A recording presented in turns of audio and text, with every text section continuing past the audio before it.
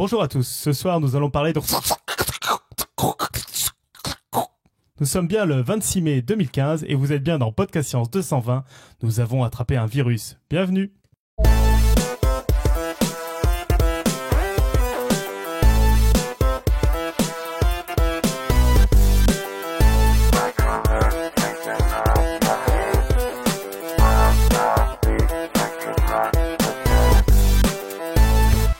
Bonsoir à tous. Vous avez aimé mon virus en direct ? Très bon. Mais qu'il est con. Tout ça pour inaugurer notre nouvelle configuration qui a l'air aux anges. Si vous entendez ce podcast, c'est que ça s'est bien passé. Donc, d'abord, on va commencer par un petit tour de table. Donc, autour de notre table qui existe vraiment, nous avons notre ami Pierre Kerner, qui va nous parler de virus ce soir. Salut Pierre. Tout à fait. On a Robin et Boson. Salut tous les deux. Salut. On a Pascal qui est pas loin, qui a le droit d'allumer son micro 2 secondes pour dire bonjour. Bonjour tout le monde. Voilà, et qui est du coup l'éteint parce que vous avez compris pourquoi normalement en l'entendant dire bonjour. Et je crois qu'autour de notre table physique c'est tout pour ce soir. Par contre, on a une table encore plus virtuelle que d'habitude parce que c'est une personne qui n'est ni là spatialement ni là temporellement. Mais on va quand même pouvoir lui dire bonjour. C'est Irène. Salut Irène. Bonsoir. Ça en fait tellement. Donc pour ceux qui n'auront pas compris, Irène nous a enregistré son dossier à l'avance parce qu'elle peut pas être là ce soir pour une excuse toujours aussi forte, etc. Toujours aussi belle. Au sommaire de l'émission de ce soir, donc c'est une émission de type dossier un tout petit peu particulière parce qu'elle est à deux voix avec Robin. Mon Dieu, j'ai confondu Pierre et Robin. Avec Pierre et Irène qui vont nous parler de virus. Et sinon, ce sera à peu près tout. Après, on passera à la côte, au plug. Et ce soir, tout particulièrement, on va répondre au tirage on va te faire le tirage au sort pour le concours Facebook pour gagner un t-shirt pour l'émission radio dessinée de la Gay Pride.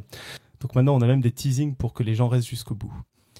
Et comme je n'arrête pas de bafouiller, je propose de laisser la parole à nos deux hôtes de ce soir. Donc je donne tout de suite la parole à notre Irène virtuelle pour la première partie du dossier sur les virus. Bonsoir. Ce soir, Pierre et moi, nous allons vous parler des virus. Les virus, c'est vraiment un sujet qui me fascine.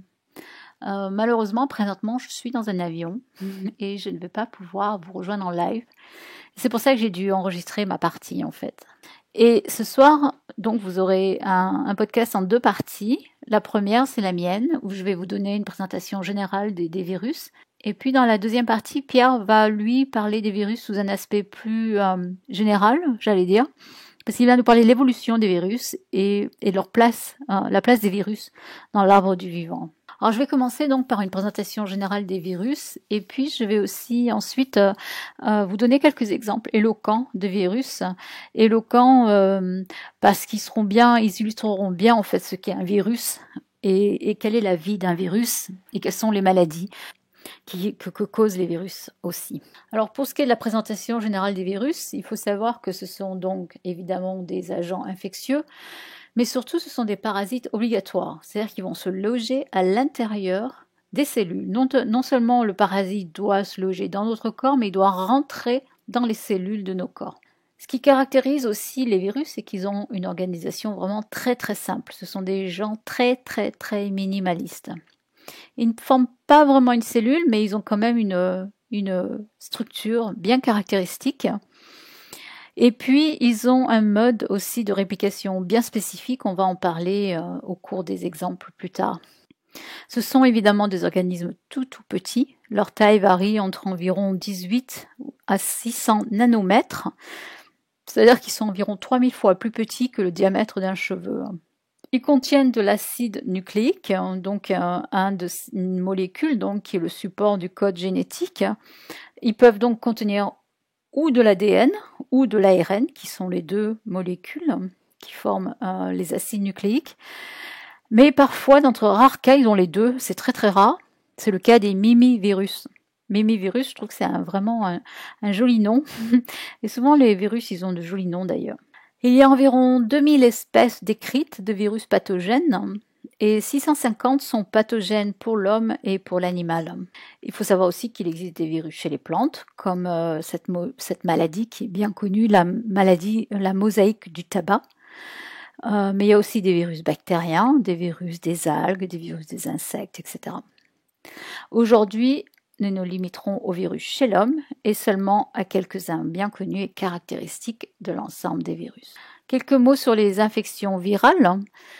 Alors, la sévérité d'une infection virale, elle dépend en fait à la fois du virus, de sa réaction sur l'organisme, mais aussi de la réaction de l'hôte face à ce virus. Et ça, souvent les gens ne s'en rendent pas compte.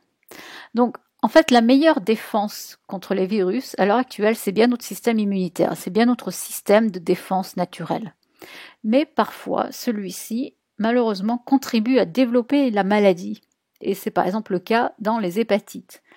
Dans le cas des hépatites, c'est l'hôte, c'est en nous-mêmes qui détruisons notre propre foie, chaque fois je me trompe, notre propre foie en réaction au virus en fait.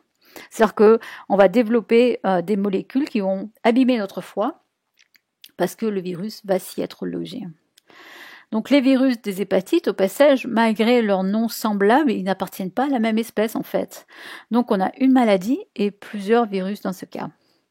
Par contre, on peut avoir un même virus qui va pouvoir déclencher plusieurs maladies selon les tissus dans lesquels il va se loger. C'est-à-dire que les virus, ils vont pouvoir être attirés par plusieurs tissus.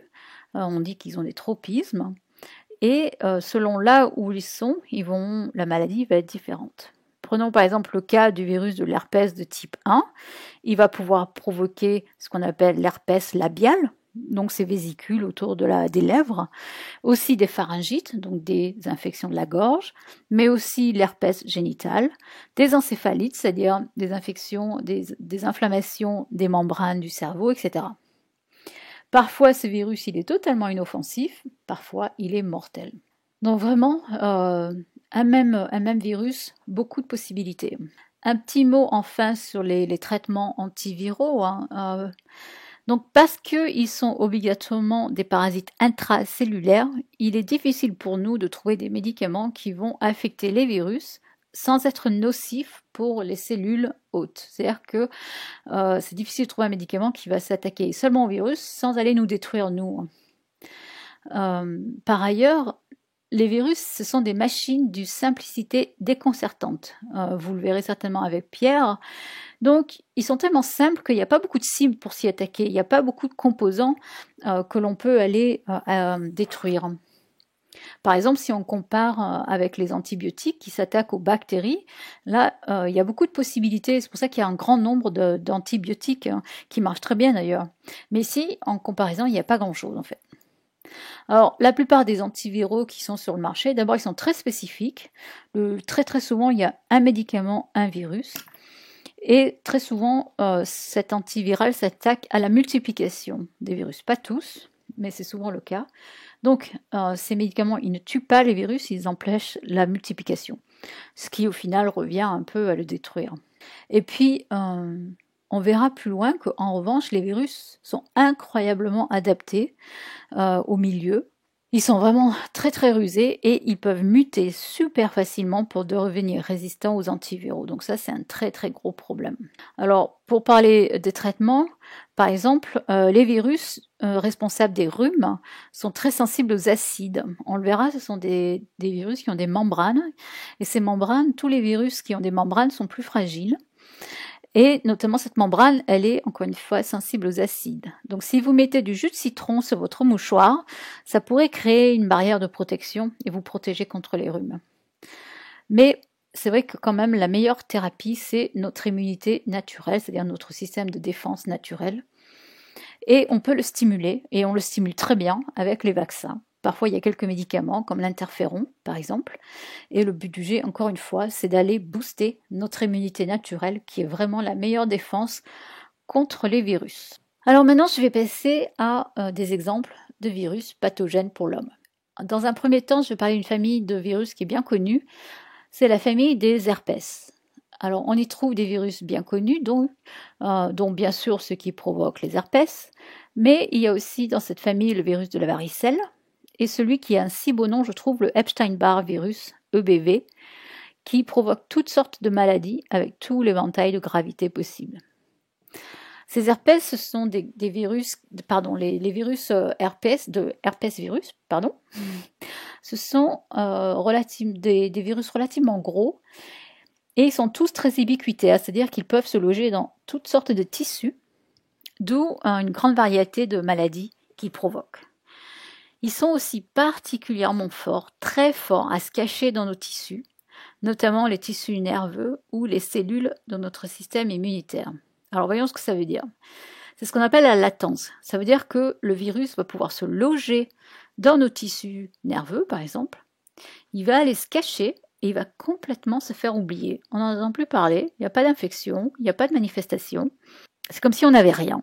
Et puis un jour, par exemple après une grosse fatigue, il va réapparaître. Par exemple, sous la forme de ce qu'on appelle un zona, dans le cas du virus de la varicelle.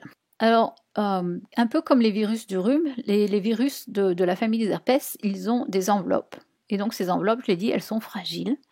Donc ce sont des virus qui sont sensibles aux solvants, aux acides, aux détergents, etc. Si vous avez un herpès labial, vous pouvez en diminuer la virulence, par exemple en vous tamponnant avec un mouchoir imbibé d'éther. Alors je sais bien que l'éther, c'est plus en vente libre dans les pharmacies, mais on peut encore s'en procurer. Et ça marche assez bien en fait, c'est un bon remède, j'allais dire de grand-mère, je sais pas si c'est un remède de grand-mère, mais c'est vrai que c'est quand même bien connu dans le monde médical d'utiliser de l'éther contre les virus. Parlons un peu plus du virus herpès simplex virus, le HSV, donc responsable de l'herpès. En fait, il produit aussi ce qu'on appelle les verrues, et on connaît les verrues depuis l'Antiquité, et le nom d'herpès, ça vient d'ailleurs du grec pousser. Mais ce n'est qu'en 1919 que ce virus a été identifié. C'est en fait un virus qui peut pénétrer dans toutes les cellules de notre organisme, n'importe où, et d'autres animaux d'ailleurs. Et chaque fois qu'il pénètre dans une cellule, il va créer des lésions des cellules, donc notamment des lésions des cellules de la peau. Donc il va pouvoir faire ça, mais il peut aussi aller s'endormir dans notre système nerveux. Donc il peut aller se faire oublier, encore une fois. Il est là, mais on ne le sait pas. Alors il y a deux types de virus, HSV, donc herpès simplex virus. On a le 1, le HSV1, qui s'attaque plutôt à la partie supérieure du corps, donc la bouche, la gorge, etc. Et puis le HSV2 qui se trouve plutôt dans les parties inférieures, donc responsable notamment de l'herpès génital. Mais le clivage n'est pas exact, vous pouvez trouver l'un et l'autre en fait. Alors qu'est-ce qui se passe lors d'une infection par ce virus? Alors d'abord le virus pénètre dans les cellules de la peau ou des muqueuses, il va se multiplier à l'intérieur des cellules, créant une première lésion, car les cellules hôtes donc sont endommagées. Et puis quand le virus s'est bien multiplié, il va sortir de la base des lésions et il va aller coloniser les cellules nerveuses environnantes et les ganglions nerveux aussi qui sont dans le coin. Et en fait, c'est notre réponse immunitaire qui va déterminer si le virus il va y rester ou non en fait. Donc s'il y a une réactivation du virus, celui-ci retourne au site d'entrée et là il provoque des vésicules herpétiques. Certains d'entre vous en auront peut-être et connaissent bien ce que c'est. Alors il faut faire attention avec ces vésicules parce qu'elles sont bourrées de virus. Il y a un gros risque de contamination. Alors ces vésicules, elles résultent à la fois de l'action du virus et de la réaction immunitaire. Et souvent, la réaction, le plus souvent, c'est notre système immunitaire qui prend le dessus. Et souvent, c'est la fin de l'accès herpétique. C'est-à-dire que les anticorps de notre corps et aussi les cellules du système immunitaire neutralisent les virus et l'accès herpétique disparaît. Donc les vésicules disparaissent et il n'y a pas de lésion. Mais parfois le virus, lui, il va trouver le moyen de bloquer les réactions biochimiques à la base de la réaction immunitaire. Donc il prend le dessus et là il va pouvoir tranquillement s'installer ad vitam aeternam. C'est-à-dire qu'il va aller se mettre encore une fois, s'installer bien tranquillement dans les cellules du système nerveux. Il va se faire oublier. Et puis un jour, il va y avoir une réactivation. Souvent, c'est dû à un stress, une fièvre importante, une exposition au soleil, ce qui fait penser d'ailleurs que les UVB provoquent une baisse des défenses immunitaires au passage. En tout cas, cette baisse des défenses immunitaires a pour conséquence que le virus va se réveiller, il va migrer à nouveau vers les extrémités nerveuses et on va avoir un nouvel accès herpétique. Et voilà, et ça, ce cycle, il peut durer toute la vie. C'est-à-dire que le virus, il est très malin, il est là, il ne disturbe pas son hôte, et quand il veut, il se réveille, et puis il va se rendormir, etc.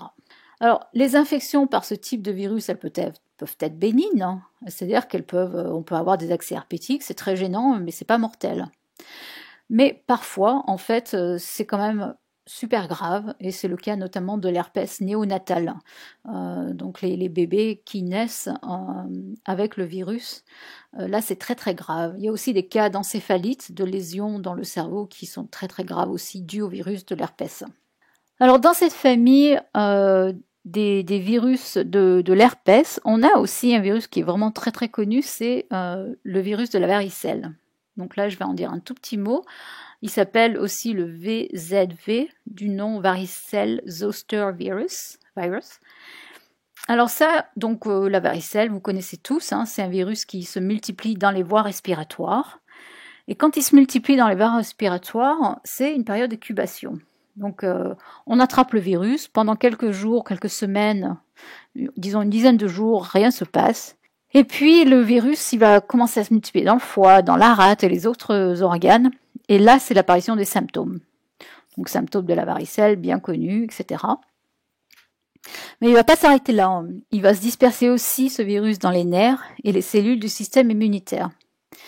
Et là, il est très possible que le virus, encore une fois, se mette en latence. C'est-à-dire qu'il va s'intégrer dans les cellules de certains nerfs et ganglions et il va se faire oublier. Il est là, mais on ne le sait pas. Et pareil, il peut se réveiller sous un mécanisme très similaire à celui d'herpès. Et là, c'est le zona. Donc c'est ce zona qui peut survenir après un épisode d'immunodépression ou un autre mécanisme viral d'activation. Donc le zona se caractérise par des raches cutanées intenses et puis des douleurs vraiment très très intenses aussi. Et ces douleurs, elles sont elles correspondent, elles sont dans les mêmes zones que celles qui sont innervées par les nerfs où le virus est activé. C'est-à-dire qu'en fait, ces neurones, là où le virus se multiplie, sont abîmés et ça crée des douleurs vraiment très très intenses. Dans cette famille, on a aussi donc le virus d'Epstein-Barr, dont une des dernières victimes, c'est bien Joanne. Alors, c'est un virus super intéressant, le virus d'Epstein-Barr. C'est un virus qui envahit, lui, des cellules bien spécifiques du système immunitaire. Ces cellules, on les appelle les lymphocytes B. Et là, c'est un virus qui est responsable de toutes sortes de maladies. Alors, si le système immunitaire de l'hôte réagit fortement, comme l'a fait le système immunitaire de Joanne. Donc là, on va y avoir une stimulation et une multiplication explosive de certaines cellules du système immunitaire. Et c'est ce qui crée la maladie, ce qu'on appelle la mononucléose infectieuse, la maladie du baiser. D'ailleurs, chez les enfants jeunes qui sont infectés, en fait, les symptômes sont moindres parce que leur système immunitaire il est moins actif. Et le plus souvent, d'ailleurs, l'infection, elle est silencieuse. Malheureusement, ce virus Epstein-Barr, il peut créer des maladies bien plus graves que la mononucléose infectieuse dont tout le monde, au final, se remet après une longue période de fatigue très très intense. Mais donc, je disais, ce virus, il peut être responsable de cancers, notamment de cancer du sang et d'autres types de cancers. Et dans ce cas-là, il se trouve que la réponse immunitaire de l'hôte, elle est déficiente en fait.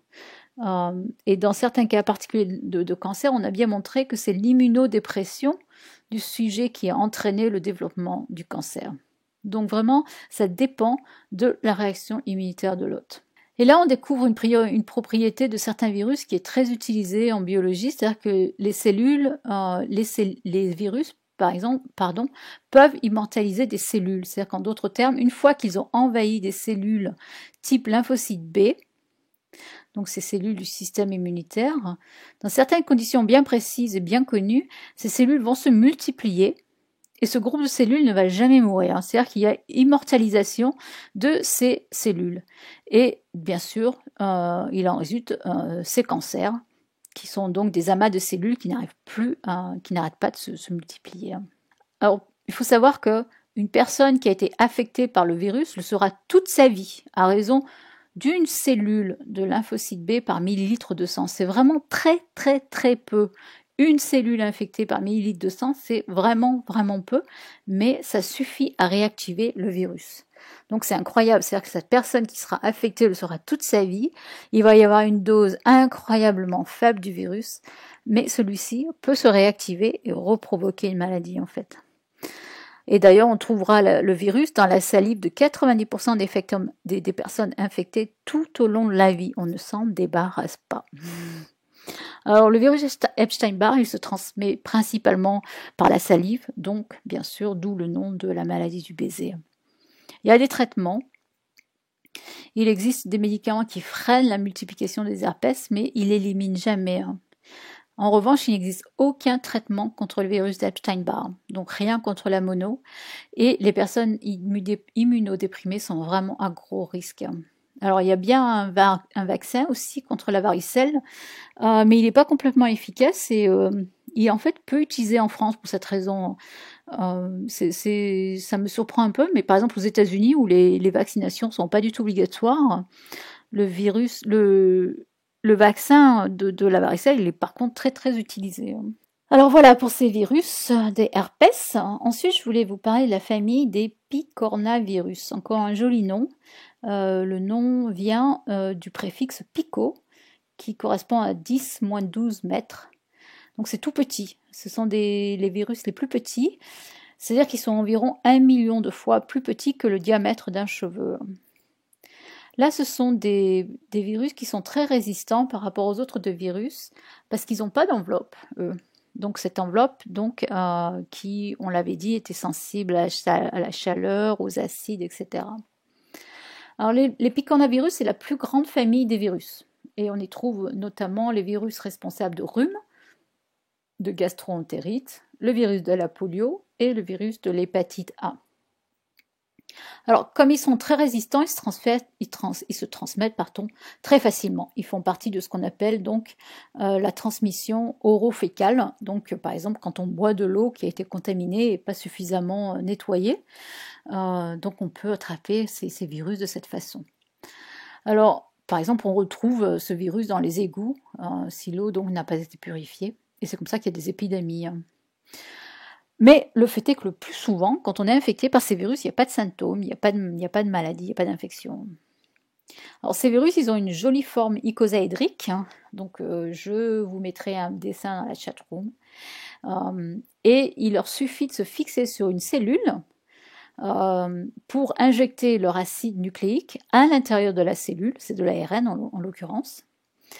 Et en injectant ensuite cet acide nucléique dans la cellule, ils vont utiliser la cellule pour aller se multiplier à l'intérieur de la cellule hôte, et là, ils la détruisent. Par exemple, le rhinovirus, donc qui peut provoquer des rhumes, lui, il supporte mal des températures supérieures à 33 degrés Celsius. Donc chez l'homme, il provoque des rhumes, mais c'est tout parce que finalement, il a du mal à se multiplier. Souvent, je dis aux gens qui ont un rhume de mettre un foulard pour garder leur gorge bien au chaud. Bon, honnêtement, je suis pas sûre que ça marche, mais c'est vrai que je le fais, moi. Ensuite, je voulais vous parler des entérovirus. Alors ça, ce sont des virus qui font toujours partie de la famille des picornavirus. Mais ces virus, ils entrent dans l'organisme aussi par les voies respiratoires supérieures, par la gorge, le nez, la bouche. Et puis, ils vont aller coloniser et se multiplier dans les tissus lymphatiques. Donc, les rhinovirus, ils restent dans les voies respiratoires. C'est pour ça qu'ils donnent des rhumes. Et les autres peuvent aussi aller coloniser d'autres cellules. Donc les rhinovirus font partie des entérovirus qui peuvent donc aller coloniser d'autres tissus comme la peau en donnant des rages cutanées ou dans les muscles où ils peuvent donner des graves infections cardiaques, des pleurésies aussi, des infections des membranes, des poumons. Ils peuvent aller se loger dans le cerveau, donner des encéphalites. Et ils peuvent aussi donner des paralysies, comme le cas de la polio, comme c'est le cas de la polio. Ils peuvent aller donner des méningites. Ils peuvent aussi donner des hépatites. Donc, selon là où le virus va se loger, on va avoir différents types de maladies. On peut avoir des pancréatites, des infections du pancréas, des infections cutanées, des diarrhées, des anomalies congénitales aussi qui sont créées par les entérovirus. Mais quand même, il faut savoir qu'il y a 90% des infections qui sont silencieuses, c'est-à-dire sans symptômes. Alors ici, dans ce cas-là, il faut noter que le plus souvent, la maladie, elle est due au fait que le virus, en se multipliant, il détruit la cellule hôte. Donc il va y avoir destruction des nerfs par le virus de la polio. d'où la maladie qui est très grave. Mais pas dans le cas de l'hépatite par exemple, où c'est bien la réaction immunitaire de l'organisme qui crée les dégâts dans le foie. Alors je voulais parler un peu du vaccin de la polio parce que c'est un vaccin qui est très controversé, on a dit plein de choses, et il y a souvent des gens qui ignorent en fait ce qu'est le virus de la polio, d'où beaucoup de bêtises. Alors il existe encore une fois 2 types de vaccins contre la polio. Donc la polio, c'est une maladie qui est due au poliovirus. En fait, il y en a 3 types. Il faut savoir qu'il y a environ 0,1 à 0,3% des personnes infectées par un de ces virus qui va développer une paralysie. Et en plus, maintenant, il y a des vaccins. Il y a même un médicament. Alors, il y a eu un premier vaccin qui a été mis au point en 1955. Et ce vaccin, il ne contient que des extraits de virus. Donc, il ne peut pas donner la polio. Aucune chance. Mais malheureusement, il n'est pas complètement efficace et il est assez onéreux parce que il faut le produire d'une façon qui n'est pas très facile. Et puis, ça se fait par injection. Donc, tout ça fait que ce n'était pas l'idéal. Alors, du coup, il y a un deuxième vaccin qui a été mis au point dans les années 60 par Albert Sabin. Et c'est pour ça que c'est un vaccin qu'on appelle souvent le Sabin, et qui contient, lui, un virus vivant qui est inactivé. C'est-à-dire qu'on a trouvé un moyen pour aller inactiver les virus. Mais il contient quand même le virus et il est vivant. Alors, c'est un vaccin qui est extrêmement efficace parce qu'il reproduit bien une infection réelle et le système immunitaire est bien stimulé. Donc, c'est très intéressant et de plus, il est très facile à administrer. Souvent, on met quelques gouttes sur un sucre et on l'avale et puis il est pas cher. Alors, donc vraiment, c'était un vaccin qui est parfait pour la vaccination à grande échelle, comme les pays, par exemple, d'Afrique. Par contre, c'est vrai qu'il y a eu des cas isolés de polio parce que le vaccin était inactivé, mais il y a quand même des cas où l'inactivation n'était pas suffisante. Et il y a eu des cas isolés de polio qui ont été déclenchés par le vaccin. Et ça a engendré des réactions très négatives de rejet de la part d'une certaine partie de la population. Mais néanmoins, c'est vrai que quand on regarde les effets négatifs, bénéfices, il n'y a pas photo, quoi. Par exemple, aux États-Unis, le nombre de cas de polio avant 1977 était de 21 000 cas par an chez des personnes non vaccinées. 2 ans plus tard, on comptait 18 cas chez les patients non vaccinés. Donc vraiment, ça a chuté, mais incroyablement, quoi. À l'heure actuelle, la polio n'existe plus qu'au Nigeria, en Afghanistan et en Pakistan. Alors, pour tous les autres entérovirus, il n'y a pas de vaccination. Et en certains, c'est dommage, ils peuvent provoquer des paralysies comme le virus de la polio. Et c'est vrai que pour l'instant, il n'y a pas de vaccination contre eux. Mais encore une fois, il y a peu de gens qui vont développer une polio ou une maladie. Alors voilà pour ces virus. Je voulais ensuite vous parler des rhinovirus parce que même si leur nom n'est pas très connu, la maladie, elle, est très connue et c'est le rhume. Donc ces rhinovirus, ils sont responsables de la plupart des rhumes. Pas très grave donc. Alors ces virus, eux, ils sont heureux de se multiplier à 33 degrés dans nos voies respiratoires, encore une fois. Donc il faut des écharpes un peu plus chaudes. Comme ils aiment bien cette température, c'est pour cela qu'ils se multiplient préférentiellement dans les muqueuses nasales où la peau, elle, est moins chaude qu'à l'intérieur du corps. Alors les cellules qui sont infectées par le virus, elles vont sécréter en réaction des substances. Donc encore une fois, ça fait partie du système immunitaire, de la réaction immunitaire. Donc les cellules qui sont infectées, elles vont sécréter ces substances, par exemple l'histamine qui est responsable du nez qui coule par exemple. Pour l'anecdote, il faut savoir que dans 1 millilitre de sécrétion nasale, donc 1 millilitre c'est un volume environ 20 fois plus petit qu'une goutte d'eau, il y a environ 500 à 1000 virus qui peuvent aller infecter une autre personne, donc arrêtez d'éternuer sur votre voisin dans le métro. Alors ce type d'infection montre aussi combien notre système de défense immunitaire n'est pas parfait. Donc par exemple, pendant une infection par un de ces rhinovirus, notre corps fabrique cette molécule qui est l'interféron. Et c'est l'interféron qui, bien sûr, limite la multiplication des virus, mais en même temps, c'est cette molécule qui est responsable des symptômes de maladie, notamment la fièvre. Donc encore une fois, c'est comme ça que ça marche. C'est-à-dire que la maladie virale, elle n'est pas vraiment due au virus tout seul qui va détruire des cellules, mais elle est bien aussi due à la réaction immunitaire. L'immunité naturelle résistante d'une infection à rhinovirus, elle est transitoire et elle est peu efficace malheureusement dans ce cas-là. Et c'est parce qu'il existe beaucoup de types de rhinovirus, d'où les rhumes à répétition en fait. Notre immunité naturelle n'est pas très bonne à long terme. En revanche, ce sont des virus qui n'ont pas d'enveloppe et ils peuvent... enfin, en revanche, il faut savoir aussi que ce sont des virus qui n'ont pas d'enveloppe, donc ils peuvent résister plusieurs heures sur un objet contaminé, sur vos mains par exemple. Donc, encore une fois, n'éternuez pas sur votre voisin dans le métro. Si vous éternuez dans vos mains, n'allez pas les taper sur un clavier d'ordinateur, quelque chose comme ça, parce que le virus peut y rester des heures. En revanche, seule la moitié environ des personnes infectées vont avoir des symptômes, donc un rhume. Voilà, ensuite je vais vous parler d'une autre famille de virus qui est aussi bien connue, c'est la famille des orthomyxovirus. Alors là, il s'agit principalement des virus qu'on appelle les influenza, et il y en a 3, le A, B et C, et ce sont des virus qui sont bien plus connus sous le nom de virus de la grippe. On va oublier le C pratiquement tout de suite parce qu'il n'est pas pathogène pour l'homme. Seul le A peut infecter l'homme, mais il va infecter aussi les mammifères et les oiseaux. Alors ces virus, ce sont des virus qui ont une enveloppe. Donc maintenant, vous l'aurez compris, ils sont relativement fragiles.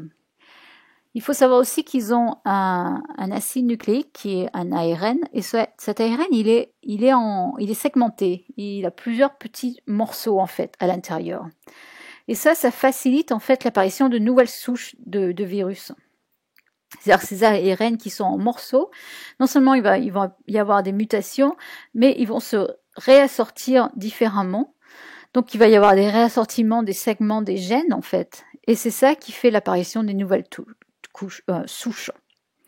Alors, il va y avoir des mutations annuelles pour le virus A et qui provoquent chaque année une nouvelle épidémie de grippe. J'ai lu ce matin il y a eu la dernière épidémie de grippe en France cet hiver a provoqué quand même 18 000 décès, c'est énorme. Pour les virus A et B, il existe des réassortiments périodiques qui sont moins fréquents, mais qui provoquent de larges épidémies. C'est ce qu'on appelle les pandémies. Comme par exemple le cas de la grippe espagnole qui a décimé entre 20 et 40 millions de personnes en 1918 et 1919. Donc plus de morts que ceux dus à la Première Guerre mondiale. Les pandémies, juste pour illustrer, sont apparues en 1918, en 47, 57, 68, 79 et 2009. Je vous dis ça simplement, pas du tout parce que je vais vous quizer à la fin, mais juste pour vous montrer que il n'y a pas une fréquence régulière. Donc c'est vraiment très très difficile de pouvoir prévoir quand est-ce que les nouvelles souches vont apparaître. À noter aussi, en 99, il y a eu l'apparition d'une infection humaine due à un virus qui est apparu d'abord chez les oiseaux, et ça a créé une grosse pandémie après ça, en quelques années plus tard. Alors, la structure de tous ces virus, des virus influenza, elle est complexe, plus complexe, j'allais dire, que celle des autres virus, mais elle est très bien connue. Alors, je vais en parler un petit peu en détail, parce que c'est vraiment à la base de l'efficacité du virus et de sa capacité en fait à vraiment s'adapter et être rusé et vraiment aller bluffer l'homme en fait. Alors chez le virus par exemple, les protéines qui constituent l'enveloppe, elles sont bien répertoriées. On a par exemple la protéine HA et la protéine NA. On a aussi la protéine M2 par exemple. Bref, retenons les protéines HA et la protéine NA. Il y en a d'autres. Alors, il y a des médicaments qui ont été mis au point qui s'adaptent spécifiquement à certaines de ces protéines et ça marche assez bien. Mais c'est vrai que ce sont des médicaments qui sont très très spécifiques à certains types de virus. Alors, le rôle par exemple de la protéine HA, seulement elle montre à quel point les virus sont entre guillemets intelligents. Cette protéine HA, elle permet d'abord l'attachement du virus sur la cellule qui va parasiter. Donc elle reconnaît d'abord une molécule spécifique, sur sa cellule hôte, elle va s'y accrocher. Elle s'ancre ainsi, elle permet d'ancrer ainsi le virus sur son hôte. Ensuite, cette protéine HA, elle est responsable de la fusion des membranes. Autrement dit, l'enveloppe du virus et l'enveloppe de son hôte fusionnent, ce qui permettra ensuite au virus de se déverser, de déverser tout son contenu dans la cellule, dans la cellule de l'hôte en fait. Et ensuite, cette protéine HA, elle entraîne aussi l'agrégation des globules rouges sanguins et elle va aussi permettre d'éliciter l'attaque des anticorps que l'organisme hôte essaye d'utiliser pour se débarrasser du virus. Donc elle fait beaucoup de choses, cette protéine. Et puis, en plus, non seulement elle a ses rôles, mais en plus, elle va subir des mutations, elle va changer au cours du temps. Et donc, ce sont ces mutations de la protéine HA qui sont responsables des variations, ce qu'on appelle les variations mineures et majeures des souches, en fait. Donc, en changeant cette protéine, elle change le virus, la structure du virus. C'est pour ça que c'est très dur de trouver des médicaments et très dur d'avoir des vaccins, en fait. Ces variations, elles apparaissent chez l'influenza A et l'influenza B. Et d'ailleurs, on les appelle différemment, ces protéines qui apparaissent. Elles sont appelées H1, H2, H3, etc. jusqu'à H16. Donc elles sont quand même bien connues, mais comme les mutations de la protéine HA ne sont pas les seules, on peut avoir toutes sortes de combinaisons de protéines différentes, d'où toute la variété des souches. D'où la difficulté de pouvoir anticiper d'une année à l'autre quelle souche va apparaître. Par exemple, en 2009, on a vu une pandémie avec le virus H1N1, qui arriva aussi, c'est le même en fait, qui arrivait à peu près en 1918 par exemple, ou en 47 ou en 77. Donc à chaque fois, il s'agit de souches légèrement différentes qui ont des variantes dans les combinaisons des gènes, même si on a cette combinaison H1N1 en fait. Alors au cours de la grippe, voyons un peu ce qui se passe.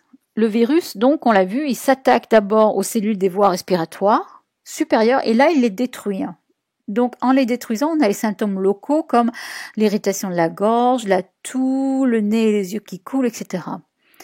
Et puis, les défenses de l'organisme, nos défenses immunitaires, elles produisent ces molécules.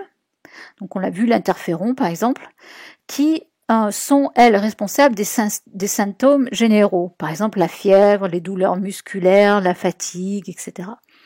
Donc, ces personnes qui sont infectées, elles sont très sujettes aux infections bactériennes parce que, finalement, l'organisme est vraiment très, très affaibli. Et les défenses naturelles locales, elles sont compromises, en fait. Donc, la barrière naturelle qui est la peau, les muqueuses, etc., elles sont moindres. Donc, quand on a la grippe, on peut avoir des infections bactériennes beaucoup plus facilement. Et en fait, le virus, il est tellement rusé que non seulement il affaiblit notre organisme, mais en plus, il facilite l'attachement des bactéries sur les cellules des voies respiratoires. Donc en plus, il est là et il va permettre aux bactéries de en plus venir surinfecter. Donc non seulement il s'attaque aux cellules immunitaires, il diminue les défenses de l'organisme, mais encore une fois, il va faciliter les infections bactériennes. D'où la question, évidemment, de savoir si l'on doit ou non prendre des antibiotiques si on a la grippe. Et ça dépend vraiment de l'avis des médecins. Je dirais que la plupart des médecins sont contre. Moi, j'aurais tendance à dire qu'il vaut mieux, mais ça dépend. Bref, voilà comment se produit la grippe. Et puis, au bout d'un moment, il y a quand même le système immunitaire qui reprend le dessus et qui arrive à éliminer le virus. Alors, il y a le vaccin, donc le vaccin de la grippe. On en entend beaucoup parler parce que c'est vrai qu'il n'est pas efficace chaque année, parce que c'est difficile, encore une fois, de savoir quel virus va apparaître. Alors, il faut savoir que la préparation des vaccins, elle se fait en mélangeant les protéines HA et NA dont on a parlé, et qui proviennent de 3 souches de virus. Et puis, ce qui est marrant, c'est que les virus, ils sont cultivés dans des œufs de poule embryonnés. C'est difficile de cultiver les virus en général. Et donc, un bon milieu de culture, c'est les œufs de poule. Et je me souviens que quand j'étais étudiante à la fac de Lyon, en service de virologie, j'ai appris à injecter les solutions de virus dans les œufs de poule avec une aiguille, en fait. Et Alors pourquoi? Parce que c'est un milieu de culture qui est adapté, hein, d'un milieu nutritionnel, c'est un milieu qui est stérile. On oublie souvent que les œufs de poule sont stériles. Et puis c'est pas très cher. Je me demande aussi maintenant si on utilise des œufs bio ou non pour obtenir des vaccins bio. Alors il y a aussi des vaccins qui utilisent des virus entiers comme le virus de la polio et ils se présentent sous forme de spray nasal et ils procurent une bonne immunité aussi, mais là en fait paradoxalement ils sont plus chers, donc on les utilise moins. Voilà, donc je vais en rester là pour ma présentation des virus. En fait, au début, j'avais prévu de faire une grande partie sur le virus du sida, mais c'est vrai que ça aurait fait trop long. Et je veux pas prendre la place de Pierre, mais je vous promets que plus tard, je vous ferai un podcast sur le virus du sida, en fait. Voilà, je laisse la place à Pierre. Au revoir. Bon, merci Irène en retard quand tu écouteras, si tu nous écoutes plus tard, quoi. Et donc Pierre, la parole est à toi. On y va ? Ouais. C'est parti alors. Alors la brillante intervention d'Irène nous a permis de découvrir les différentes familles de virus pathogènes pour l'humain et de nous rendre compte de l'impact variable qu'ils pouvaient avoir sur notre santé. De mon côté, je vais tenter de vous parler de la position des virus dans l'arbre du vivant. C'est un peu mon dada, c'est normal. Mais d'emblée, ça semble une tâche bien ardue puisque la plupart des chercheurs ne sont pas d'accord pour considérer que les virus sont des organismes vivants. C'est une prudence qui peut se comprendre, hein. Vu qu'on se casse déjà le cul à tenter de classer de vivant, autant ne pas y rajouter des trucs qui n'en ont rien à voir, comme des silex, des trombones ou le sécateur de votre voisin. Mais alors, pourquoi les virus ne seraient-ils pas vivants ?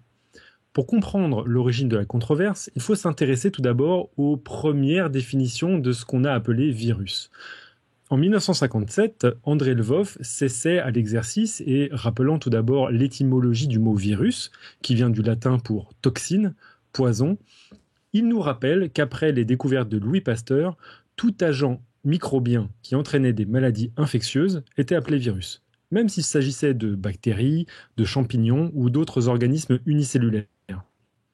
Puis une distinction s'est faite naturellement entre ces agents précédemment cités et certains autres, comme l'agent responsable de la mosaïque du tabac dont nous parlait Irène, qui restait infectieux même après avoir été filtré à travers un gel dont la maille est censée retenir tous les microbes. C'est une sorte de maille stérilisante, et cette maille avoisinant les 200 nanomètres, donc milliardièmes de mètre, fournissait ici un premier critère de distinction avec les autres agents infectieux, et un gros doute sur la nature vivante du filtrat. Les virus, qui contrairement aux autres agents infectieux possèdent une taille inférieure à 200 nanomètres, passent à travers le filtre dans ce qui fut initialement considéré juste comme un fluide infectieux. Puis, très vite, des chercheurs identifient de minuscules particules dans le fluide infectieux et associent l'infection avec ces petites particules. On découvre alors que d'autres spécificités au virus, comme par exemple l'incapacité de réaliser une division binaire comme le font les bactéries, donc de se répliquer de manière autonome. On y trouve aussi la présence d'un matériel génétique composé d'ADN ou d'ARN, mais jamais les deux ensemble, contrairement à ce qu'a dit Irène. J'ai pas pu faire de modification de ce qu'elle a dit, mais il y a jamais que de l'ADN ou de l'ARN, mais jamais les deux ensemble. Mais en plus, ce matériel génétique composé d'ADN ou d'ARN code un nombre restreint de protéines. Enfin, contrairement à tout organisme vivant cellulaire, les virus semblent incapables de capturer et de stocker de l'énergie, c'est-à-dire d'avoir ce qu'on appelle un métabolisme. Mais ça, j'ai envie de dire, ça c'était avant. Parce que déjà niveau taille, la définition ne tient plus depuis le début du XXIe siècle. En effet, en 2003, paraît la description d'un virus hors du commun, isolé en 1992 à Bradford, en Angleterre, dans une tour d'eau de refroidissement, ça ne s'invente pas. Le virus fut initialement considéré comme une toute petite bactérie. Pourquoi ? Parce qu'il mesurait 400 nanomètres de diamètre. Donc ça, c'est le virus isolé en 1992. À ce moment-là, impossible de le cultiver en dehors de l'organisme dans lequel on l'avait trouvé, une petite amibe appelée Acanthamoeba polyphaga. Et qui plus est, on n'y trouvait pas les gènes caractéristiques de la production de protéines que possèdent toutes les bactéries. Donc, finalement, les gens commençaient à un petit peu oublier cette histoire. Mais vous pouvez voir ici déjà la puissance que peuvent avoir les définitions. Parce que dans la tête des chercheurs qui ont découvert cet étrange organisme, les virus ne dépassent pas les 200 nanomètres. Et il a fallu plus de 10 ans avant qu'une autre équipe de chercheurs se mette en tête de caractériser en séquençant le génome de cette petite particule. Et là, plus de doute possible, il s'agit bel et bien d'un virus qu'ils vont donc appeler mimivirus pour Mimicking Microbe Virus, les virus qui ressemblent à des microbes. Son génome était pour l'époque gigantesque puisqu'il atteignait la taille de 800 000 nucléotides ou ce qu'on appelle 800 kilopaires de base, c'est-à-dire 800 000 lettres A, T, G, C qui permettent de coder les gènes du mimivirus. Le record avant, il était détenu par un virus bactérien dont le génome atteignait 670 kpb, alors que les génomes bactériens les plus petits peuvent tomber à 580 kpb. Depuis cette découverte, c'est la chasse aux virus géants. En 2009, les Marseille virus. J'aurais dû le dire. En 2009, les Marseille virus. En 2010, mégavirus chilensis. Tous ces virus appartenant au groupe des mégaviridés, caractérisés par une enveloppe icosaédrique. Ça ferait plaisir à LJJ et peut-être à Nicotube et peut-être à Robin, je ne sais pas. À chaque découverte, c'est aussi un record mondial du génome le plus grand qui plafonne aujourd'hui à 1,26 mégabases. C'est-à-dire millions de bases, c'est-à-dire 1,25 fois plus grand que le premier mimivirus découvert. Puis, en 2013, découverte du Pandoravirus, dont l'enveloppe, cette fois-ci, ressemble à une amphore, ce qui, a priori, était la forme que prenait la boîte de Pandore. Leur taille est gigantesque pour des virus, 1,2 micromètres de long et leur génome atteint 2,8 mégabases. Il s'agit bel et bien d'une nouvelle famille car ni leur forme ni leur génome ne ressemblent à celui des mégaviridés. Et comme on n'a pas fini de rigoler, une équipe vient de découvrir en 2014, congelé dans le permafrost sibérien, un virus en forme d'amphore, mais dont le génome ressemble à celui des mégaviridés. Ils l'ont nommé Pitovirus puisque Pitos signifie amphore en grec, même si, perso, moi je l'aurais appelé fou la merde virus, vu la réaction du principal auteur de l'étude qui a dit, je cite, « Je ne comprends plus rien ». Alors la découverte est un exploit en soi, puisqu'ils ont quand même caractérisé un virus qui était resté emprisonné dans la glace pendant près de 30 000 ans, mais qui a conservé sa capacité virulente. Pas de crainte à avoir vis-à-vis de ce virus, puisqu'il est spécifique d'une espèce d'amibe, mais rien ne nous dit que, suite au réchauffement climatique, on ne se retrouve pas à lutter contre des virus mortels pour humains vieux de 30 000 ans. Mais bon, allez, au lieu de déprimer, ébahissons-nous un tout petit peu sur la perspective que nous ouvrent ces nouveaux virus qui malmènent les définitions. En effet, ils sont grands, d'accord, avec des génomes très conséquents. Ok. Du coup, certains chercheurs se demandent si cette grande taille et ces grands génomes ne seraient pas des caractères ancestraux perdus chez la majorité des petits virus que l'on connaît mieux. Considérer cela ouvre la possibilité de les inclure dans l'arbre du vivant. Alors, si vous vous souvenez de mes 3 émissions sur l'arbre du vivant que j'ai fait pour Podcast Science, vous vous rappellerez peut-être que depuis les travaux de Woese, Candler et Willis, l'arbre du vivant est représenté par 3 branches, 3 domaines de la vie. Celui des archées, celui des eubactéries et celui des eucaryotes, groupe auquel nous appartenons, nous, humains. Quand on travaille sur la définition des relations de parenté entre des organismes si différents, trouver des caractères permettant des comparaisons est un peu compliqué. La comparaison d'une trompe d'éléphant avec le flagelle d'une bactérie est potentiellement stérile. Heureusement, il existe un caractère partagé par l'ensemble des 3 domaines et qui permet de nombreuses comparaisons. C'est l'ADN.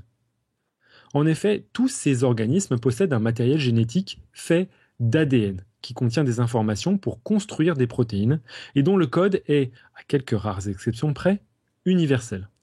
Alors chic, ça veut dire qu'on peut comparer les différents codes de protéines des 3 domaines pour pouvoir évaluer qui est plus proche de qui en termes de parenté. Le problème, c'est qu'il faut comparer des protéines qui existent dans les 3 domaines.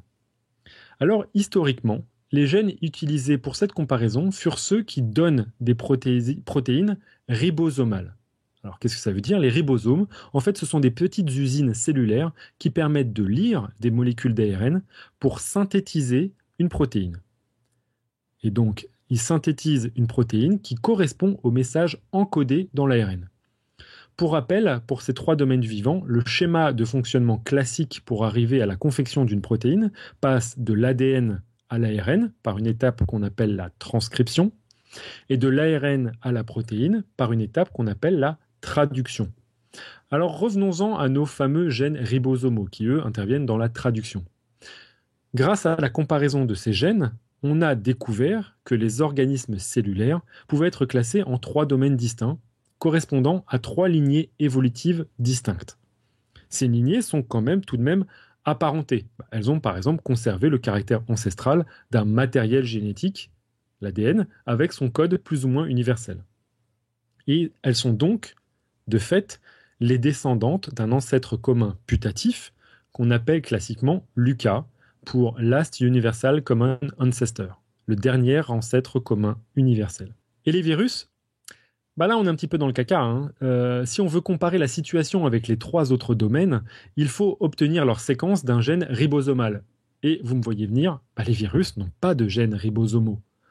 En même temps, ce sont des parasites obligatoires qui dérivent la machinerie cellulaire de leur hôte bactérien, archéen ou eucaryote, pour justement se passer d'utiliser des ribosomes viraux. À l'instar du pas de bras, pas de chocolat, les virus se sont vus dire pas de ribosome, pas de domaine du vivant. Mais il y a quand même ce matériel génétique tout de même qu'on voit chez les virus. C'est quand même dingue que les virus utilisent un matériel avec le même code universel, non ? On peut par exemple envisager un scénario évolutif dans lequel les virus possédaient, il y a très très longtemps, des gènes codant pour des ribosomes, mais qu'au hasard des mutations génétiques, ils se soient vus privés de la capacité de les utiliser, les poussant dans une course évolutive à devenir les parasites les plus efficaces qui soient. Alternativement, il existe d'autres scénarios qui peuvent expliquer la présence de ce matériel génétique et l'absence de ribosomes. Un peu à l'instar des cellules cancéreuses qui spontanément sont générées par les organismes multicellulaires, les virus pourraient être des rejets des 3 domaines du vivant. Vu que les virus sont super diversifiés, cela pourrait simplement être le résultat de ces vomis parasitiques du vivant à différents moments de l'évolution. Donc, d'un côté, on a un organisme ancestral très très modifié à l'heure actuelle. De l'autre côté, on a des organismes, des presque vivants, qui sont le produit du vivant. Rentrer dans le détail, ce serait un poil trop compliqué et long pour une émission de podcast science. Pas que ça me fasse peur, mais bon, j'ai d'autres considérations passionnantes sur les virus à partager avec vous. Donc, cependant, je vais quand même vous présenter des résultats récents concernant l'origine des virus. Quand je vous ai dit que pour réaliser des arbres de parenté, on utilisait des gènes ribosomaux, je vous ai parlé d'une méthode classique et simple. Mais de nombreux chercheurs utilisent à l'heure actuelle d'autres gènes pour classer les organismes, car dans certains cas, les gènes ribosomaux ne suffisent pas à résoudre des nœuds de parenté. Alors après la découverte des mimivirus, certains chercheurs ont décidé d'utiliser les séquences de ces génomes de virus géants pour voir où ces gènes pouvaient placer les mimivirus dans l'arbre du vivant. En étudiant leur génome, déjà il fut pas mal surpris de trouver des gènes codant des protéines intervenant dans la synthèse de protéines. Certes, pas des ribosomes, mais des gènes accessoires à la formation de protéines. Ça, c'est un petit peu bizarre. Chez les mimivirus, ce groupe de gènes mène à la formation de petites usines virales qui permettent de répliquer le virus sans utiliser de ribosomes. Donc pour la première fois, on avait un système qui permettait de former des protéines, alors certes, avec pas mal de matériel de la cellule hôte, mais sans ribosome. Encore une fois, on peut se demander s'il s'agit là d'un reliquat ancestral d'un répertoire de gènes dédié à la synthèse de protéines, ou s'il s'agit plutôt d'un vol de gènes d'origine bactérienne, archéenne ou eucaryote. Mais le génome des mimivirus contient aussi des gènes qui permettent la formation de petites usines à convertir l'ADN en ARN, ce qu'on appelle les ARN polymérases. Ce sont des enzymes qui synthétisent de l'ARN en lisant une molécule d'ADN. Or, en utilisant les séquences de ces ARN polymérases pour les comparer entre les mimivirus et entre les 3 domaines du vivant, des chercheurs se sont aperçus que les arbres de parenté obtenus permettaient la classification des mimivirus en un 4e domaine du vivant. Alors tout fou, ils se sont dit qu'ils allaient réaliser des arbres systématiquement pour tous les gènes contenus dans le génome des mimivirus. Pas seulement les ARN polymérases, mais tous les gènes contenus. Et là, c'est le drame. Enfin, c'est un bordel sans nom. Des gènes groupent tantôt tout seuls, tantôt chez les eucaryotes, tantôt chez les bactéries, tantôt chez les archées. Selon certains, ces résultats montrent que les virus et les mimivirus en particulier sont les rois des voleurs de gènes. C'est un peu pour ça qu'on arrive à trouver des gènes d'eucaryotes, de bactéries, d'archées et spécifiques de virus dans leur génome. Le problème, c'est que les vols de gènes, normalement, ce qu'on appelle couramment des transferts horizontaux de gènes, eh ben, ces vols laissent des traces qui s'effacent au fur et à mesure de l'évolution. Même si les virus évoluent vite, force est de constater que la plupart de ces transferts sont probablement très très vieux. On trouve des transferts horizontaux, à vrai dire, récents dans leur génome, mais on les détecte tout de suite parce qu'il y a des traces laissées par ces vols de gènes, par transferts horizontaux. Du coup, alternativement, d'autres chercheurs proposent un autre angle d'approche pour expliquer ce bordel génétique. L'hybridation, les transferts génétiques. Comme on l'a vu lors de l'interview de Marc-André Sellos, les transferts de gènes et autres cochoncetés génétiques sont légion entre les 3 domaines du vivant. Du coup, à la figure classique de l'arbre du vivant, ces chercheurs évoquent maintenant la possibilité de représenter non pas les relations de parenté avec des branches classiques qui ne se croisent pas, mais cette fois-ci, des relations de parenté où les branches peuvent s'anastomoser un peu comme un système de racines ou comme les bras des cours d'eau près d'un delta. Une sorte de rhizome du vivant, pour utiliser l'expression de Didier Raoult, qui est le premier à avoir proposé ce scénario. C'est vrai que classer des domaines du vivant quand ceux-ci peuvent s'échanger des gènes facilement, c'est un peu comme se demander qui est plus proche de qui à des personnes qui seraient en mesure de s'échanger à volonté des organes. Exemple, si j'ai le cerveau de Robert, les reins de Jocelyne et le cœur de Jean-Louis, est-ce que je suis encore moi-même ? Et quelles sont mes relations de parenté avec les familles des donneurs ? La nature nous aurait concocté au gré des milliards d'années d'évolution des mini-Frankenstein dont elle nous laisserait aujourd'hui nous dépatouiller pour déterminer la provenance. Les 4 domaines du vivant, virus inclus, seraient au final des mosaïques génétiques. Si vous vous souvenez de l'émission avec le professeur Sellos, vous vous rappellerez que les eucaryotes sont constitués en partie de bactéries qui leur permettent de respirer ou de faire de la photosynthèse. D'un côté, les mitochondries, de l'autre côté, les chloroplastes. Les eucaryotes ont aussi beaucoup de gènes en commun troqués avec des virus, des archées ou des eubactéries. Allez, alors donc, un petit scénario évolutif en mode troll pour finir sur les eucaryotes. Une des caractéristiques des eucaryotes, c'est de posséder un noyau qui contient leur matériel génétique. Du coup, l'une des dernières théories à ce propos est de proposer « et si les virus avaient tout simplement contribué à la formation de ce noyau ?» Bon allez, quittons le mode troll. En fait non, on va plutôt essayer de vous faire considérer les virus d'un œil sympathique, tiens. Mission impossible ? On va bien voir.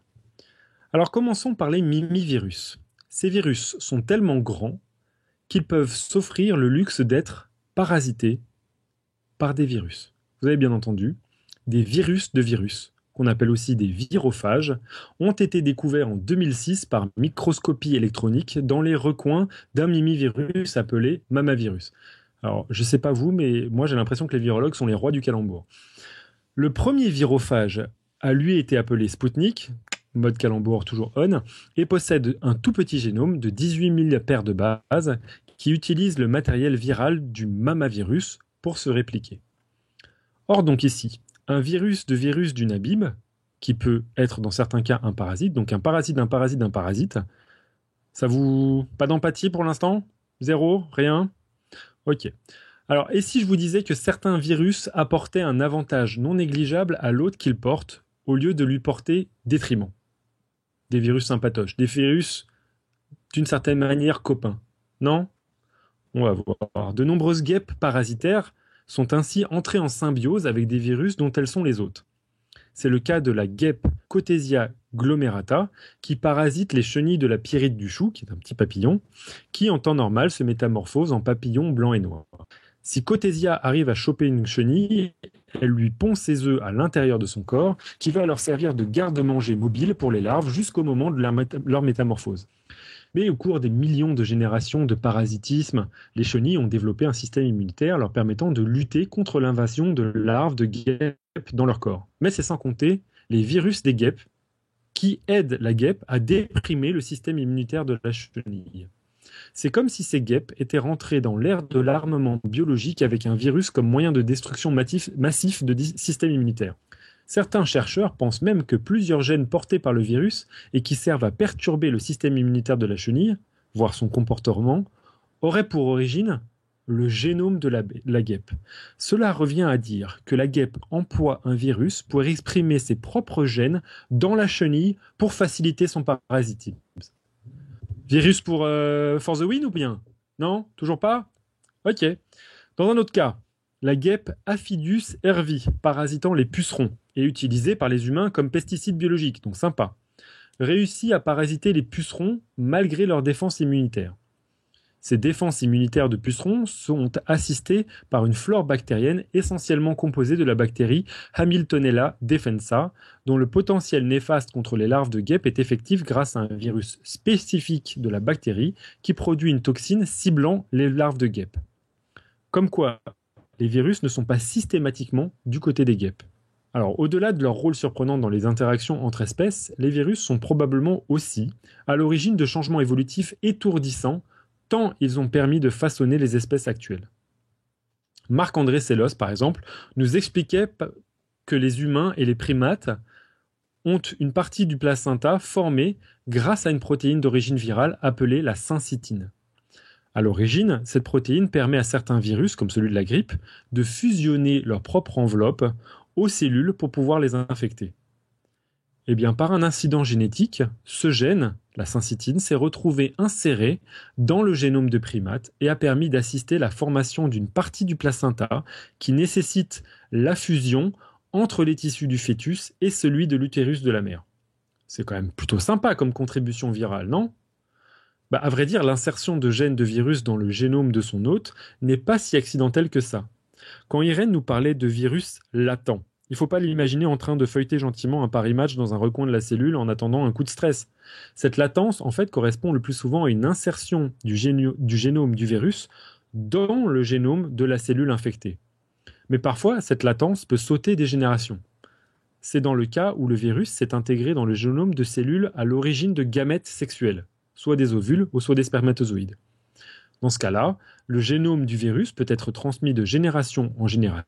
On parle de transmission verticale, puisqu'elle suit le sens généalogique, contrairement à la transmission horizontale qu'on refile à son voisin en lui éternuant dans la tronche. Le phénomène n'est pas si rare qu'on le croit, et on peut par exemple dénombrer près de 100 000 gènes d'origine rétrovirale dans le génome humain. Les rétrovirus, c'est une partie des virus, mais qui sont les champions pour la latence. Par comparaison, on n'a que 20 000 gènes à protéines dans le génome. Donc 20 000, 100 000, vous voyez un peu quand même la proportion de gènes d'origine rétrovirale par rapport aux gènes qu'on a envie de s'approprier comme étant nos vrais gènes à nous. Ces gènes sont pour la plupart inactivés, c'est-à-dire qu'ils ne bougent plus, ils ne font plus rien, mais peuvent cependant, dans certains cas particuliers, redevenir mobiles et sont ainsi probablement à l'origine de la diversité génétique de notre groupe, mais aussi d'autres organismes comme les plantes, les insectes, etc. En fait, sans ces virus, nous ne serions probablement pas si complexes. La vie ne serait pas si plastique et changeante. L'évolution n'aurait probablement pas eu tant de matériaux pour façonner ces formes construites, avec raffinement, si différentes les unes des autres, et dépendant les uns des autres d'une manière si complexe. Alors si pour l'instant vous avez l'impression de reconnaître cette phrase, c'est que je viens de citer la phrase de conclusion de l'ouvrage de Darwin, en citant à l'origine de ces modifications, les virus. Je suis un troll. Bref, merci les virus, merci à vous d'avoir tenu jusque-là pour cet énième dossier sans fin, et merci à Nicotube de reprendre la parole. Écoute, merci, en effet, magnifique troll, merci virus, parfait. Conclure comme ça, on pouvait pas faire mieux, quoi. Je sais pas si on a des questions dans la chatroom. La chatroom. Et je sais pas si on a retrouvé Robin, surtout. Non, on n'a pas retrouvé Robin, donc je vais aller voir les questions dans la chatroom. Mais c'était hyper intéressant et un peu déroutant, quoi.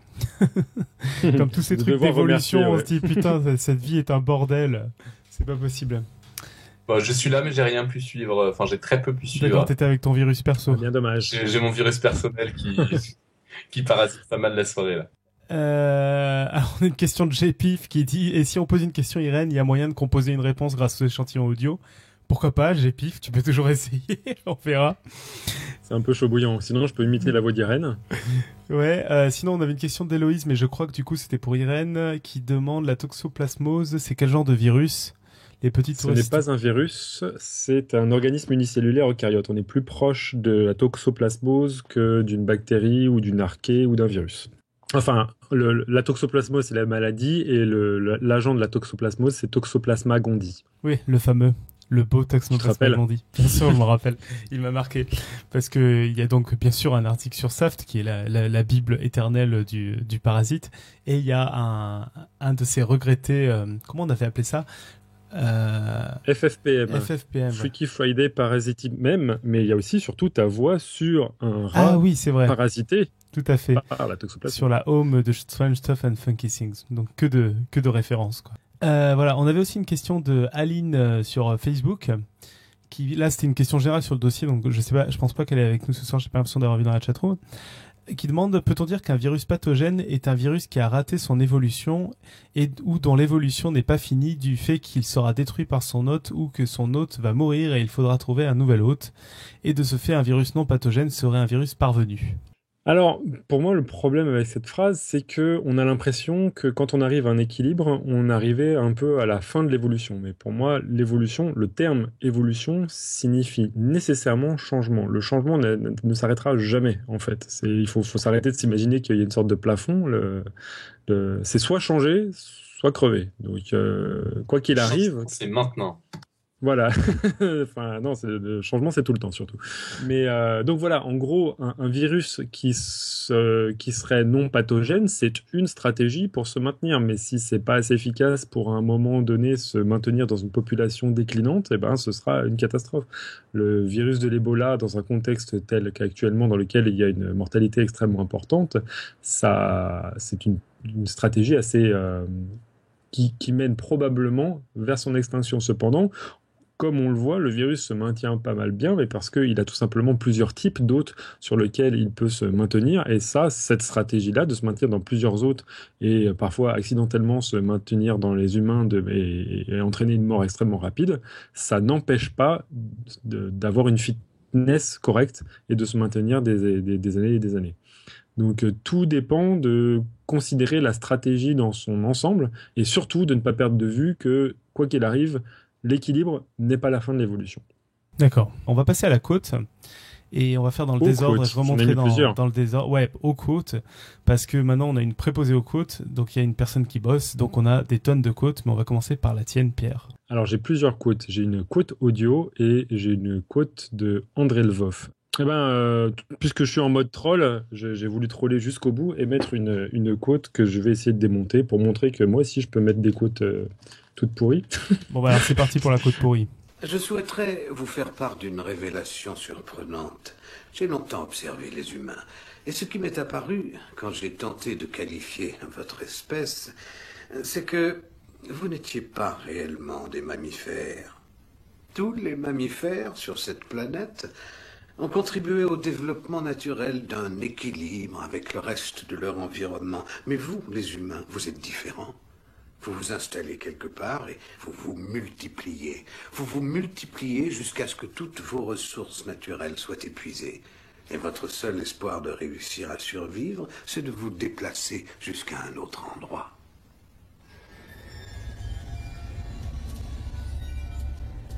Il y a d'autres organismes sur cette planète qui ont adopté cette méthode.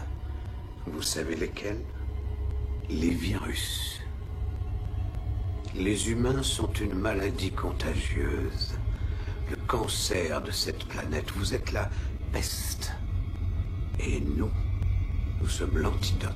Donc cette citation-là de l'agent Smith, moi je la trouve quand même assez remarquable, déjà parce que y a cette idée un tout petit peu finale qu'à partir du moment où ce sont des parasites, ça peut pas être nécessairement bénéfique. On l'a vu que des parasites peuvent, en fonction du contexte, être extrêmement parasites à d'autres individus. On peut rentrer en collaboration tout en étant parasite. C'est un peu paradoxal, mais c'est le cas.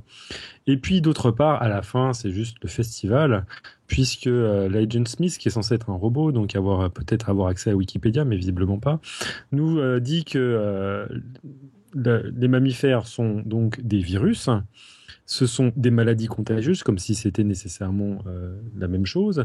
Puis après qu'on ait un cancer, tiens, c'est bizarre, c'est pas exactement le même concept. Puis la peste, qui est quand même une bactérie. Et eux, l'antidote. Donc là, je trouvais quand même assez énorme d'enchaîner comme ça les non-sens.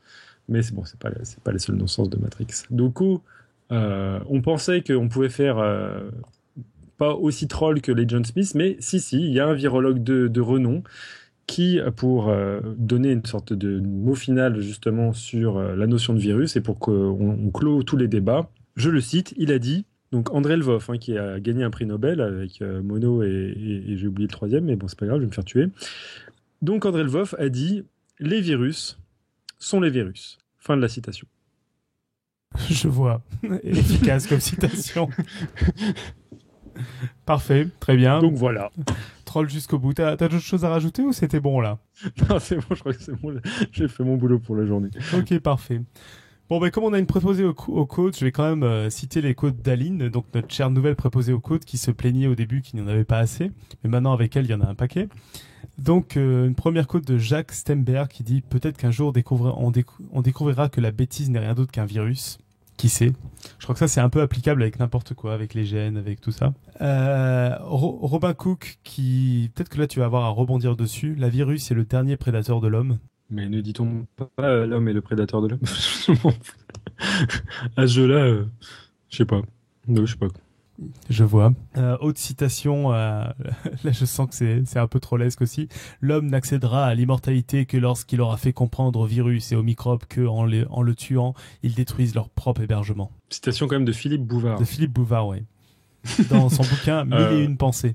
Bah ça c'est bien si ce n'est que il envisage que les virus et les microbes ne ciblent que les humains. Or il y a énormément de microbes et de virus qui s'attaquent aux plantes, au reste des animaux, aux bactéries et comme on l'a vu, même aux virus. Et puis la destruction des humains n'est pas forcément un drame, quoi. En fait, il peut. Oh non, pas tellement. Dans l'évolution, je veux dire. Bah on aura perdu Philippe Bouvard quand même. Ouais, c'est ça. Et deux autres citations, je sais pas si je vais toutes les citer quand même, pour une fois qu'on a plein de citations. Aimer son prochain est chose inconcevable. Est-ce qu'on demande à un virus d'aimer un autre virus? Dans Aveux et Anathème de Émile Michel Cioran. Bah écoute, dans le parasitisme, on pourrait envisager une sorte d'amour unilatéral. Ce serait encore dégueulasse. C'est-à-dire qu'il y en a un qui kiffe l'autre, quoi, mais l'autre pas tellement. Donc pourquoi pas? Bon, et enfin une d'Hervé Gulbert qui dit « Si les virus circulent par le monde entier depuis la mode des charters... Si les virus qui circulent par le monde entier depuis la mode des charters étaient tous mortels, tu crois bien qu'il n'y aurait plus grand monde sur cette planète. » Je sais pas trop quoi commenter à cette citation-là, ma foi. Au contraire, même. Que ce serait la flip. Ouais, c'est ça. Bon, on serait plus là pour en parler, en fait.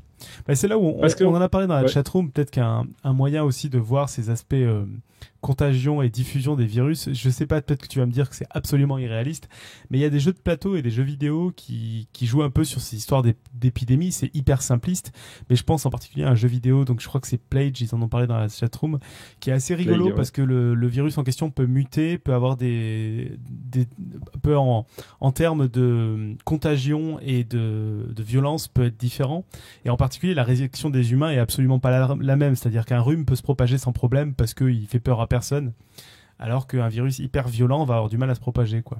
Oui, voilà, c'est ça, c'est que la viralité enfin surtout l'importance avec laquelle le virus agit peut avoir un effet souvent néfaste sur la propagation du virus. Mais ce qu'il faut avoir en tête, c'est juste déjà qu'il y a plusieurs types d'infections qui existent, et comme l'a expliqué Irène, si on est en face d'un virus qui est capable de manière latente de se propager dans le génome, il peut y avoir à terme, on aura l'impression que c'est fini, le virus a disparu, et en fait il est dans nos gènes, silencieux dans nos génomes, et peut se propager pendant des années et des années.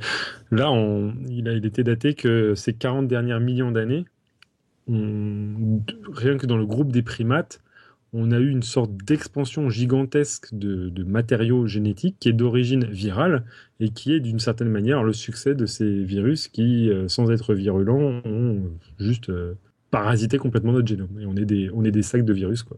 Et tu sais que là-dessus, sur les différents types de virus et sur les stratégies, en fait, dans le jeu, au début, tu es un virus, mais tu peux débloquer d'autres types de virus qui fonctionnent pas du tout pareil. Et je me demande s'il n'y a pas les trucs via le génome, etc., quoi. J'imagine que s'ils envisagent que... C'est ça qui est très très intéressant avec la découverte des gros virus, là, les mégavirus, mais a priori il y en a très très peu qui sont infectieux pour l'homme, Mais ces très très gros virus, en fait, ils constituent pour les autres petits virus des sortes de marchés aux gènes. Et quand ils se retrouvent dans le même organisme, c'est le troc, quoi. C'est ah, putain, toi t'as ça, moi t'as ça, hop, on swap un tout petit peu des gènes, et là t'as des trucs, des formes qui ne sont jamais apparues nulle part ailleurs, quoi. Ok. Bon, j'ai enfin réussi à me libérer de mon virus. Donc j'ai absolument rien entendu, mais de ce que vous me dites là, ça me fait penser aussi à tout ce qui est modélisation. Enfin, les jeux, enfin, il y a une part de sérieux et une part de choses. On peut certainement faire un lien avec tout ce qui est modélisation justement de propagation de virus, qui est étudié avec des modèles divers et variés, assez intéressants, mathématiques. J'en ai entendu parler plusieurs fois. Ouais, Mais j'imagine. toi, tu connais pas du tout ces trucs-là? J'ai pas surtout les bagages pour comprendre. Donc, Ouais. Mais pour étudier notamment quel type de mesures prendre pour éviter la propagation d'un virus, des choses comme ça, quoi. Mais enfin, moi, a priori, c'est assez éloigné de ce que tu as traité ce soir, donc. Mais j'ai l'impression que surtout ce genre d'études, tu dis virus, tu dis zombie, ça fait la même chose en fait. C'est juste, tu portes un nom et tu fais juste une méthode de propagation, mais finalement c'est. Mais on peut tout à fait l'appliquer à des zombies, il n'y a pas de problème. Ouais, c'est moins, il y a moins d'applications pratiques, mais on peut tout à fait. Non, mais c'est-à-dire que c'est exactement ce que Nico était en train de dire à propos du jeu, c'est-à-dire que tu vas mettre dans le modèle la vitesse à laquelle il se propage, la vitesse à laquelle il fait des dégâts, si c'est un virus qui fait des dégâts, etc. pour voir. Alors dans le jeu, tu peux être encore plus pervers, surtout que dans la version ordinateur, tu peux aussi dire si le virus et au début il agit que sur les animaux et après sur les humains. Donc une grande stratégie consiste à faire une sorte de rhume sur les animaux, histoire qu'il se propage sur toute la planète, et puis d'un coup tu le mets transmissible aux humains et mortel. Ouais. Et là c'est hyper violent. Et il a le droit de muter directement. Ouais, tu gagnes des points de mutation. C'est pas hyper réaliste le côté mutation-évolution. Bon, et donc LGJ vient de mettre un lien vers un de ses articles. Tout va bien. C'est ça. LGJ racontait que ce qui est le plus marrant dans le jeu, c'est que tu peux donner le nom que tu veux à ton virus et donc faire afficher sur le jeu des choses comme la tectonique a décimé les USA. Voilà. Voilà. Bon, maintenant qu'on a bien rehaussé le niveau, je vais laisser la parole à Samuel pour nous parler du concours mieux que nous l'avons fait depuis le début de l'émission. Samuel, es-tu là? Oui, voilà. Donc Samuel, c'est notre community manager pour ceux qui auraient pas entendu sa voix. C'est la deuxième fois que tu parles ici. Oui, je sais pas si à chaque fois c'était pas juste après le live, c'était pas enregistré, je sais pas. Peut-être. Alors, c'est peut-être la première fois que tu parles en direct. Bienvenue. Ouais, c'est ça. Bonjour tout le monde. Bienvenue Samuel. Donc le concours, c'est un concours qu'on a mis en place il y a à peu près une semaine, ou moins je crois. Et en gain, il y a un t-shirt. Ce sera au choix par la personne qui a gagné, soit le I Love Podcast Science, soit le t-shirt de l'événement PS sort du placard. Donc, je vais lancer le tirage au sort. Attention, roulement de tambour. Là. Dépêche-toi parce que je peux pas faire le tambour tout le temps. Encore un peu. Hop. Et c'est Michael. Donc, Michael qui nous avait préparé le dossier, le site, ça y est. Super, bravo Michael. Voilà, gagné. Donc, j'espère que tu choisiras bien pour bien venir. Je sais pas s'il vient Michael pour le live. Je crois pas, non, il peut pas. Je crois pas, ouais. Bah, écoute, il pourra au moins de loin arborer un beau t-shirt, soit de I Love Podcast Science, soit de notre émission Podcast Science sort du placard, ma foi. Après, à voir si ce sera la version corrigée ou pas du I Love Podcast. Ouais, il faut que je la corrige. Ça va, hein, c'est bon. J'attends l'épisode de Code Mu pour expliquer pourquoi c'est une erreur. À ce propos, petit plug, allez voir justement la chaîne, je crois que c'est Code Mu. Ça y est, on a une chaîne de plus où il y a un t-shirt Podcast Science qui est apparu. Tout à fait. Ouais. Voilà. Et il va bientôt en avoir une autre. Pas peu fier. Faut pas vendre avant que ce soit en ligne. Non, mais je pense que ce sera fait. Bon, sur ce, on va passer... Bon, visez Antoine Daniel quand même. Ouais, c'est ça. Ouais. Sur ce, on va passer au pitch. Alors, la semaine prochaine, c'est l'épisode 221. On va avoir pour thème « Les idées sont-elles contagieuses ?» Je lis carrément le titre parce que je trouve que ça attise rien que comme ça. Pour cela, on va recevoir une invitée qui s'appelle Elena Mitton. Et donc, il va nous parler de cette problématique. Alors, voici le pitch qu'elle nous a proposé. Qu'est-ce qu'une idée? Comment se transmet-elle? Qu'est-ce qui fait que certaines idées, bonnes ou mauvaises, ont plus de succès que d'autres? Que dit la science de tout cela? Une belle occasion de vous faire une idée sur l'idée d'idée. Wow. Ah ouais. Est-ce que l'idée est un virus? Tout ça, quoi. T'as vu un peu le... C'est une bonne transition. Voilà, Valou. Je t'attends au tournant pour la conclusion. Alors, avant la conclusion, un tout petit plug. On a déjà parlé là depuis quelques semaines, mais on va pas arrêter de vous en parler jusqu'au 27 juin. Le 27 juin, il va y avoir la soirée radio dessinée pour la marche des fiertés, la Gay Pride à Paris, où Podcast Science va avoir la joie de parler de la science de l'homosexualité. Donc il va y avoir plein de sujets divers et variés. On a maintenant mis l'information sur la page de home de Podcast Science, où vous avez tous les détails, donc vous pouvez vous y connecter pour avoir tous les détails. Ça se passera à la Paillasse à Paris, ça commence à 17h, mais faut pas hésiter à y être un tout petit peu avant, même s'il y a des petites chances qu'on ait du retard, mais j'espère pas trop, parce qu'on a un sujet très chargé. Au programme, on va commencer par répondre à qu'est-ce que c'est que l'homosexualité, a-t-elle une origine génétique, est-ce qu'elle est contre nature, comme on l'entend parfois. Et puis on va aussi se poser la question, ça c'est plus rare, sur l'homophobie. Est-ce qu'elle existe dans la nature ? Est-ce que c'est pas ça finalement le vrai problème, plutôt que de parler de contre-nature à propos de l'homosexualité ? Ensuite, on parlera de est-ce qu'il est possible de reconnaître une personne LGBT ? On verra pourquoi il est important de sortir du placard, donc comme le nom de cette émission, et puis après plein d'autres choses. On aura Franck Ramu qui va venir. Rappelez-vous, il était venu parler de la différence des cerveaux hommes et femmes. Cette fois-ci, il va venir nous parler des différences des cerveaux entre homo et hétéro. Moi, je vais vous faire un petit truc sur ce que nous apprennent les sites de rencontres sur l'homosexualité.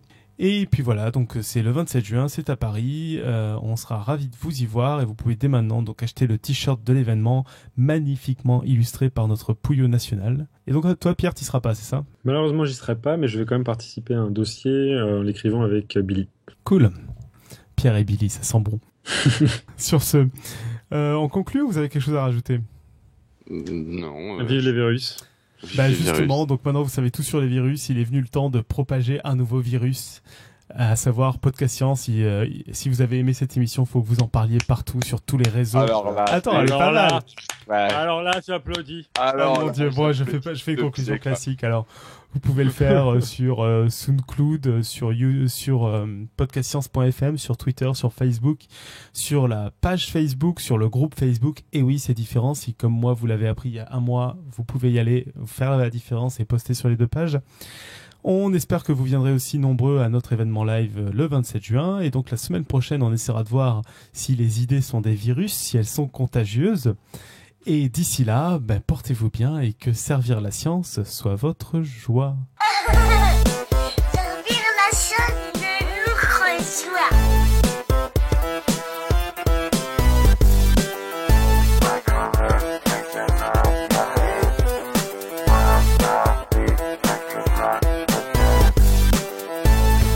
Bon, elle était pas mal ma conclusion, vous êtes dégueulasse là. C'était parfait. On applaudit. On applaudit, on admirait. Oui, on était en admiration béate. Tu veux dire qu'il y a des gens qui ont des poneys dans la rue pour se guider? C'est pas des poneys. C'est pas des poneys. Oh, putain, mais il comprend rien lui, mais il comprend rien. Je viens de me faire engueuler parce que j'ai dit poney là. Ah, il est con. Ah, il m'énerve. On vient de te dire que c'était un cheval miniature. Pas mal moche. Bon, vous voulez faire un petit concours de vomi ou pas? Non. On a vu des virus, on vomit en regardant des œufs qui éclosent sur la peau d'une grenouille. La grenouille pipa pipa. Bon, mais les virus en forme d'icosette, c'est quand même fort. Et il y en a d'autres en forme de trucs sympas comme ça? Amphore, icosaèdre, il y a hélice, ouais. Il n'y a pas de dodécaèdre, quoi. Parce qu'il y a des petits organismes, là, qu'on des formes, vraiment, tu peux trouver tous les polyèdres réguliers, et puis même d'autres. Comment ça s'appelle, déjà? Tu vois pas des tout petits animaux, là, avec il y a des gravures anciennes, on les voit, là, ils ont des formes de dingue. Je ne vois pas de quoi tu parles. Tu pourrais faire un effort, merde, c'est ton boulot.